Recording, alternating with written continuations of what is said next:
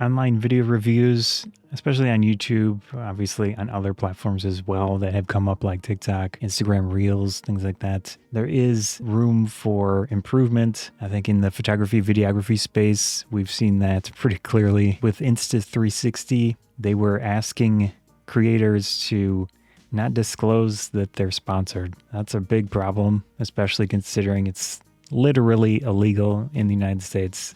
The FTC has guidelines for influencers. You have to disclose if you're sponsored. It's pretty simple. If you don't do that, you're breaking the law. Panasonic Lumix did an embargo video, which after Insta360 thing happened, people were like, this is weird.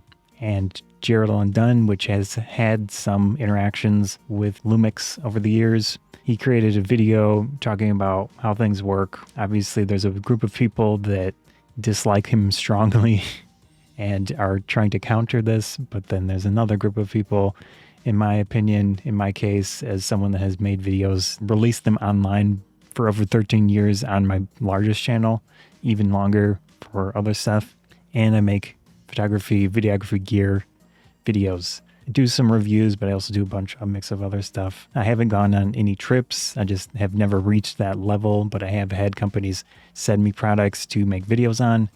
I have a public webpage that I list terms that I've created for these companies that I show them before they send me anything. Basically how these embargo videos work. These camera companies often pay for travel and hotel or whatever for them. As such, I've learned through reading and seeing various videos about it at this point. And they have this group of a mix of reviewers, a mix of content creators, or whatever you want to call them. They show them a new piece of equipment usually, or multiple pieces of equipment. And in this case of the Panasonic Lumix S9, it was in Kyoto, Japan. So they're flying people out from the United States, from Europe, wherever else, to Kyoto. So it's a nice, you get a trip. But basically those embargo press trips create a situation where there isn't much time. You're with all your friends, as he described. And also there's this unsaid situation of if you say something negative about the camera, maybe they won't invite me to a thing in the future or whatever, which, I mean, you should say it anyways. It's a bad situation. Honestly, they shouldn't do these embargo videos, but they're exciting in a way. They're entertaining to watch. You can gather some information out of them, but I would not make a purchasing decision based on these embargo videos. And the whole embargo thing means that there's a set time and date where you can release your video. So it might be multiple days or a week after they do this trip. In my opinion, it's not an ideal situation, and it produces videos that are entertaining, but not necessarily especially useful for the viewer and the person interested in the camera, potentially. And it's just marketing of these camera brands, creating situations where they can kind of skirt the FTC guidelines a little bit here and there, select their creator group. Obviously, I mean, marketing should have some flexibility to do what they want. They seem fixated on these embargo style lavish videos. They must work because they keep doing them. I think it happens the same in the car industry, and then people basically get outcasted. Camera's Conspiracies is a mix of comedy and photo video tech reviews. He experiments and tries camera gear and stuff like that. I think it was a few years ago, Fujifilm was sending him equipment to try out, but they didn't like him for whatever reason. They cut him off. That's what happens if you are open and not brand safe. I think he does fine work here. It's pretty funny.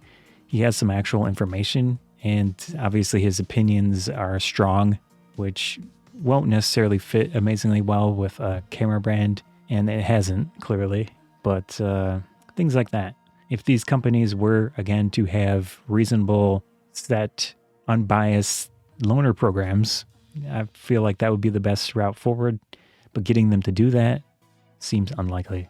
With some of my interactions on Reddit, I can tell that there is a strange fanboyism going on with some people. Weird situation. The aesthetic of my videos is very old YouTube, and I just don't think it fits well. I don't think it fits well with these camera brands.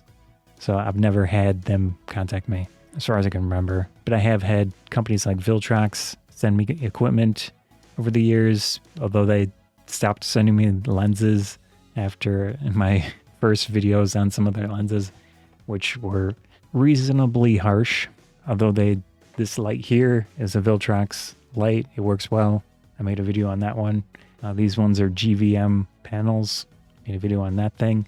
So I've had my fair amount of equipment sent to me, usually small, like mid-tier to smaller brands are the ones that contact me. The unwritten pressure, or worse, with companies like Insta360 shouldn't be acceptable and should be publicly called out more often.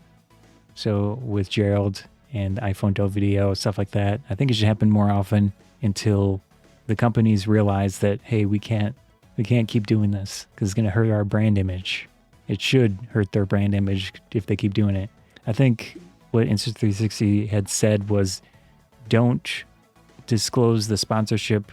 It feels more genuine that way, something like that. Yeah, more honest and genuine that way. Yeah, clearly not. The total opposite of that. But that marketing person was out of their mind.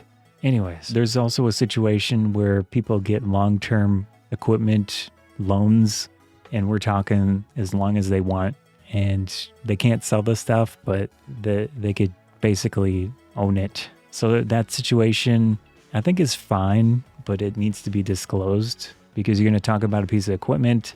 You didn't pay for it. So in a situation where you're not paying for a piece of equipment, it potentially changes your opinion of it because it doesn't hold the value that you would have potentially placed into it by buying it. It's not to say any of your opinions aren't valid on it, but it's different. So disclosing that it's a loaned piece of equipment, or a long-term loan especially, should happen. And Panasonic Lumix is one that does that. Hey Lumix, if you want to send me a S5 II and some lenses, I'll take a look at them. Just some of my own experiences here. Here's my collaboration terms. I adjust this as needed. Most of the time, companies send me a piece of equipment and they don't want it back. So I do keep it. I potentially sell it. And I define in this document what happens. So if there's a flaw in the product, I give them the option to have it returned, and they have to pay shipping. Plus, I got hit by this once where I didn't say plus the markup. And then I was paying, basically I was spending money to send them a thing back. It was dumb. So even if they paid shipping, which they paid, quote unquote, paid shipping, there was more cost to me involved to send it back. In the case of a flawed product, I'm not going to make the video. They can send me a replacement, but in the video, I will potentially mention, which I've always mentioned, that so far that the first one didn't work or whatever. And then this one, I just say that I'll keep it unless you specify otherwise, because it takes time and effort, and I'm trying to quote unquote be profitable with this stuff while producing quality information, helpful information. And I don't have any expectation these companies will send me anything else in the future or care, which, yeah. So I don't personally see an issue with keeping it after the fact, because it also takes time in my case. And then there's a risk that something happens to it. It breaks or gets stolen. And I don't want that liability. So I'll keep it. And a lot of the time it's not super expensive, but usually I just sell it through KEH or something. I don't get much out of it. When you're sent a thing and you're going to keep the thing, you have to pay income tax on the value of it. Now that's a very loose situation. Even though I upfront have to spend money, in the future I can claim that thing if I sell it. I'm no taxation expert, but that's the gist of how I understand it works. Let's see. Here I say it's not considered a review. I'm going to include my honest opinion, what I find good, and what can be improved on. I mentioned quirks or issues I ran into. If I have an issue, I'm going to try to send it back to them, but then I try to include an out, because if I'm sick or something, which hopefully never happens, like seriously sick, then yeah, theft, fires, stuff like that. And I have a list of my ones here. So we've got the Viltrox monitor. I still have this. That's the same one. It's just a vertical version. This thing I'm using right now, AV Matrix HDMI to USB capture device. It's been very consistent, although it has some quirks with the USB ports. I never really figured out what was going on there. It could be my old computer, but it works nicely. And I'm using a Sony a6000 as my webcam. AC/DC has sent me codes to their programs throughout the years, so that's that, although they didn't last time. Camera cage from Topsin. I still have this. I still have the power adapter.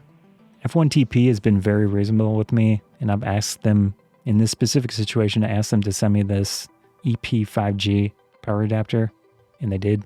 And then previously, they sent me a bunch of other ones. And their stuff has been consistent. There was a quirk with the Sony one, which this one uses the F1TP AC adapter DC coupler thing. But the previous one, they sent me, that was the situation where I ended up spending more money sending it back to them. But it worked out okay, I guess, because they wanted to check the device and figure out why it was doing what it was doing. So they, that was good for them. And all the customers where they can see and understand why it wasn't working perfectly, because they'll analyze it and such. So if I do buy AC adapters in the future, I'll probably check them first and see if they have them, because they've been very reasonable. This one, the Viltrox Lite, I've been running this thing for hours at a time, and it's plugged in. It has a battery, but I basically leave it plugged in when I'm using it, and it stays on, so it seems pretty good. This one here, I still have this, but I don't use it at the moment. The fan is pretty loud. Ninja 10 from Viltrox. However, this big, it's not in frame, but in this direction, I have a big light with a softbox. The light itself is the Viltrox Ninja 400, and I've had that for years and it just works. It's worked consistently for a long time, for hours and hours and hours. I'm running it 11% power with a big softbox. This one here, I still have this Artman NP FW50. The thing is, the Sony a6000, I don't really use it besides being a webcam. So I haven't really done much with these batteries, but I still have them. This one here, this is one that I had sold to a friend, the GVM PR150R bicolor RGB light. It worked fine at the time. I just don't know long term, because I sold it to him. He hasn't said anything to me, so I assume it still works if he still has it. This one was a weird lens Astrahori sent me. It's fully manual. It's like a tilt shift thing, but a strange version of it. It was fine, or they haven't offered to send me anything else, so I don't know if what they're up to, but I did notice recently they are doing autofocus lenses for Z-mount, so they're improving. This one here, again, I sold to a friend, a GV. I think that might be the same. No, that's the PR150R. And this is the SD200R. So they're both RGB studio lights. This one here I still have. It's a Weelight/Viltrox Ninja 20, I think it is. It's pretty big, and the fan is kind of loud. So that's the downside of the Viltrox lights, is the more recent ones they had sent me, the fans were louder than I would have preferred compared to this Ninja 400 that's very quiet. Let's see. Small Rig sent me a bunch of equipment in the past. With Small Rig, it's quality, and a lot of it's just like hardware stuff, metal things and brackets and clamps, quick releases, things like that. And it's hard to complain. It's very nice stuff. So they had sent me enough gear to produce my video kit at the time, or my video filming hands-on setup, which I still have mostly assembled. I did change it over time, but this thing here. Today I'm doing a full makeover of this video rig that I set up. You see, it's pretty janky, pretty crazy, but thanks to Small Rig, they sent me about. So all of this stuff. Versa frame, very nice. I think it's hard to find now, that specific one. The Hawk Lock clamp, Magic Arm, Hawk Lock quick release thing, which they're okay. That's one of my least liked things from the Small Rig stuff, but it is useful, and I still use them. Articulating arms, HDMI cables, and then here's a few other additional things they had sent. Bunch of equipment. After I checked out their website, I had a few goals in mind. One is to be able to change out the camera without having a dedicated cage on each camera. If I need to use the Nikon Z5. That's the Versa frame And this connector is strong enough. I'll put in the M6 Mark II. Yeah, I tried to set it up where I could swap the cameras pretty easily. It's still like that, basically. That's the Ninja 5 recorder. So what I did change here, I could show that video too, is that I swapped this for a more video-focused tripod head. Like I made this middle portion more specifically straight. Locking into place. Because right now it's got, in this video, it's got a microphone. One of those Hawk Lock quick releases, which is not ideal because they're so small. I use Ulanzi quick release for the main camera. In the specific Ulanzi quick release, you can do 2 screws at least into it. So it's dead straight. Power HDMI cable. Now in general, it's more black. But yeah, that very nice.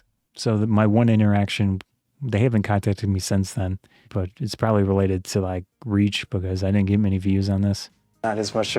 So there's F1TP again. Here's the Ulanzi stuff. This was a quirky one. I don't know if I should say too much based on, it's just what I remember vaguely, but there were some issues with affiliate links because they wanted specific affiliate links on Amazon because they had some like internal group of distributors or something. And then there was like a specific product listing for this one component. And then this other one was a different distributor with a specific product listing for this other component. And some of them were even hard to find at all. It's just weird. So they asked me to change some things and yeah, I don't get it, but I like that system and I still use it. And I've actually purchased more pieces. This is the Ulanzi claw. You put the thing in here. And they're larger quick releases than the small rig ones. And you can get them very straight. So that's good. And I still use this. I still use a bunch of other stuff. But I've run into the problem that they're hard to find. And they've got some weird internal things going where they're not consistent with product releases and accessibility of their products. I don't get it. But I mean, it worked out okay-ish. I'll probably never deal with them again though, most likely. Another GVM light. I still have these. So there's the 2 panels. I actually took them off their mounts and I affixed it to a shelf thing. Another AC/DC. I've had some oddish interactions with them, but the actual AC/DC people are nice. Their marketing agency is weird, but they prefer I go through the marketing agency. So I don't think I'm probably going to deal with them again, but who knows? Maybe. I don't know. My computer is getting older and AC/DC is pretty slow on it, but I like the functionality of the program. So ideally, I'd just go buy a faster computer, faster processor especially. But I don't know when that's going to happen. So dealing with this program, and I'm streaming right now, but if I click on that, it took a while. And then adjusting these things, see it's kind of laggy. Click here, more seconds, go here. Sometimes it doesn't catch right away, so I have to re-drag the mouse, things like that. It's just kind of a struggle using it with hundreds and hundreds of photos just based on how fast it is on my computer.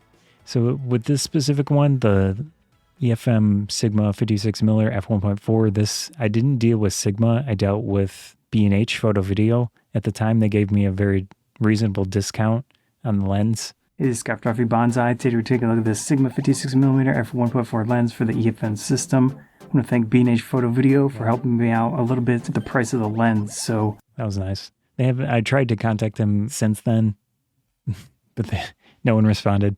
I'm still an affiliate of theirs. It's just probably very low on the totem pole at this point. So I didn't deal with Sigma. I think I've tried to email them before, but they haven't responded. And I currently have Nikon Z lenses, which there really isn't much Sigma. I think they have a few APS-C lenses now, which I could ask them about, but I highly doubt they're going to respond. This one here, I kind of sort of dealt with KEH, one of my affiliates. I think they sent me a little bit for this, but it was a program. It wasn't specifically, it was like a promotional thing they were doing. Here's the Viltrox lenses they had sent me. They sent me the 23, 33, and 56 EFM lenses. I sold these eventually. And in my videos, I was reasonable, but I did a lot of tests that showed flaws in the lenses based on firmware. And they eventually fixed, from what I can remember, they fixed everything that I had that was a problem, or found that it was a problem. But they haven't sent me lenses since then, so whatever. And this one was a Andy Cine monitor. I still have this, and they've sent me other little things here and there, but not recently. So here's the Ninja 400. This is the one that I'm using right now. It's very nice.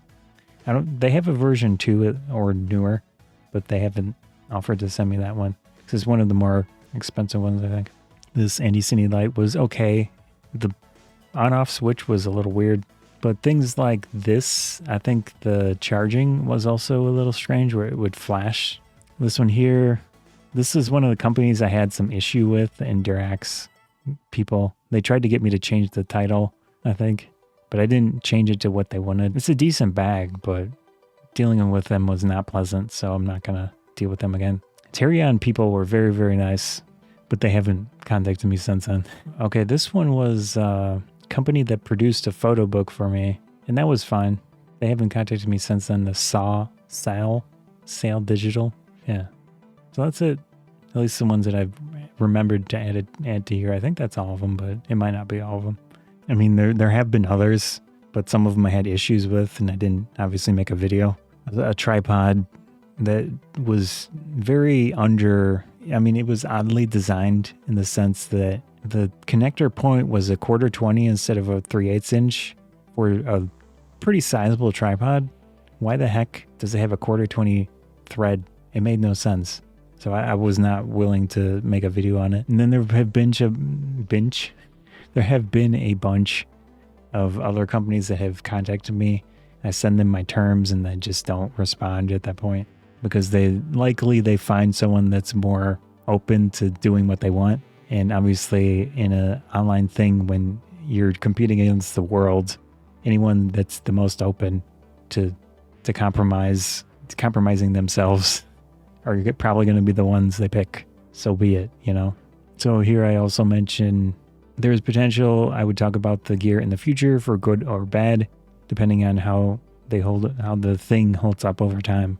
And I have done this. So obviously dealing with me is more risky to a marketing department of a company, but I feel like I am reasonable because ultimately I want to make a video and go over a product that a viewer would potentially want and use and have a good experience with. So lying to them is stupid, pointless, which even large companies like Lumix and such don't seem to understand. Odd.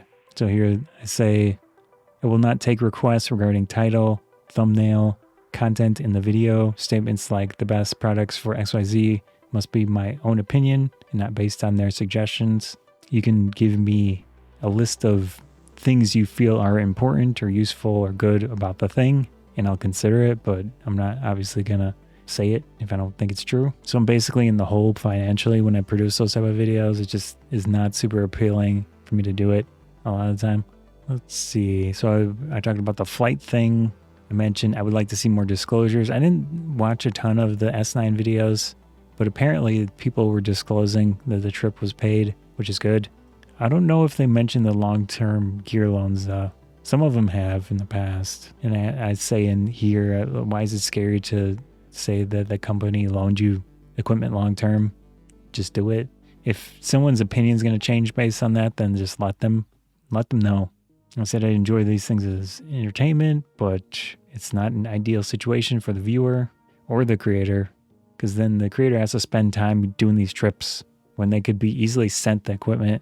Now, there is some consideration with leaks of information, which would probably happen more often if a bunch of people were sent a piece of gear, but I still don't understand why the companies are so closed off to that. It's a weird mindset. If something happens, it happens. Is it that big of a deal? I don't know. My opinion about the marketing sides of companies being chemically out of touch. So here, Lumix, they tried to get Gerald to pre-approve a video title, which makes no sense because they don't understand YouTube. Asking someone to create a title for a thing they've never seen or used is stupid. You'd think companies could focus on producing quality equipment instead of trying to control public information on a product through marketing. It's stupid. So they're using these marketing situations as a shield, but it makes no sense considering someone's going to eventually buy the thing and produce video on it. And someone's going to buy a thing and find out it's a piece of crap for them, or it doesn't work well for them in certain situations, and they send it back. Then it creates a situation where someone's losing money. Camera companies, if you see this, focus on producing a quality product that makes sense. Don't try to control the situation with a marketing ploy. You're just going to have angry customers, and you're going to create a situation where a person dislikes your company because you tried to create an idea with a camera that's false. This happened to me with the Nikon Z30. I still have it. I still use it, but it's basically very limited in 4K for my specific use cases. I do a lot of longer form videos. I do those hands-on videos where I'm filming multiple videos at the same time, or I want to film multiple videos at the same time. And the Nikon Z30 overheats after 35 minutes, and it seems very consistent in that. I use it indoors, so it's in a controlled environment. Don't even record to the card. I output HDMI. I don't even have a battery in there. I use a DC coupler, so there's no heat being generated by the battery. It still overheats in the same amount of time. It's stupid. So Nikon, now that you're probably going to try to focus on video, don't produce things like the Z30 again, please.